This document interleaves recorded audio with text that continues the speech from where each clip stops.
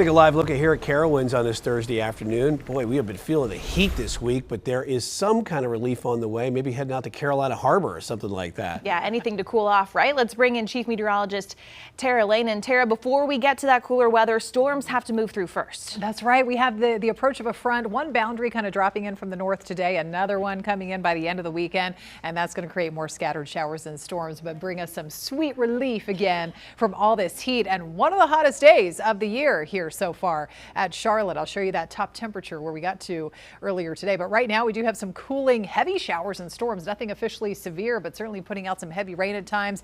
And these are just kind of sitting there pretty much stationary. They develop and they eventually just rain themselves out after several minutes. That's kind of the case with most of these out there today. Northwest of Jefferson, northern Ashe County, down toward Todd, heading into Watauga County. We have more batches of rain. Then we zoom on down. Charlotte Metro mostly dry for now. A couple of isolated showers, and it actually looks like right over Rock Hill and that part of I-77 getting into the Rock Hill area, dealing with the heavy batch of rain that just recently popped up. We have more scattered storms, heavy showers, some thunder and lightning over the western part of Chester County, over Maccabee too. We've had that real strong storm that's trying to weaken a little bit, and another strong storm over that northern edge of Richmond County as well. Now, along with the heat today, we've had those air quality alerts in effect, code orange air quality. So that means if you have respiratory issues, also younger kids, older active adults may still want to try and limit that time outside. Mecklenburg County, Cabarrus County included in that. It could be a little more difficult to breathe, and especially because of this heat too. So we did top out at 99,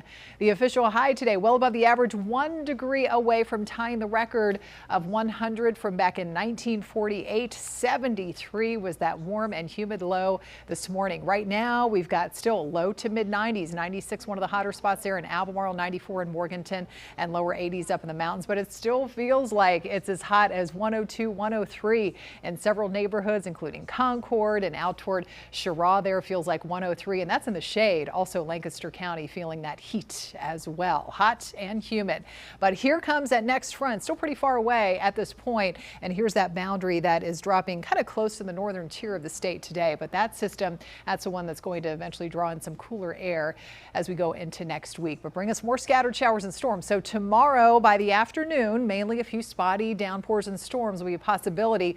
The heat backs off by only a few degrees. We'll still end up into the lower 90s for highs, and we'll also be tracking the level 1 out of 5 risk of severe thunderstorms. They're possible just about anywhere, wherever you see that darker shading of green into the afternoon and evening. So let's check it out.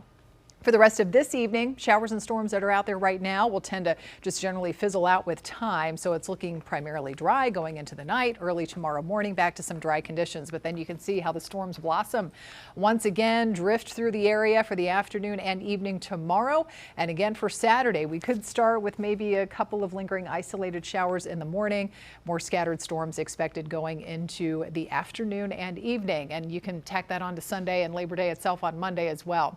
How much rainfall? We're still looking at some of the higher totals breaking out in the mountains, upwards of half an inch to close to even an inch possible, of course, especially if we get those downpours setting up over your neighborhood, putting out a lot of rain over a short period of time. So that's possible, of course, as we see with those summertime storms.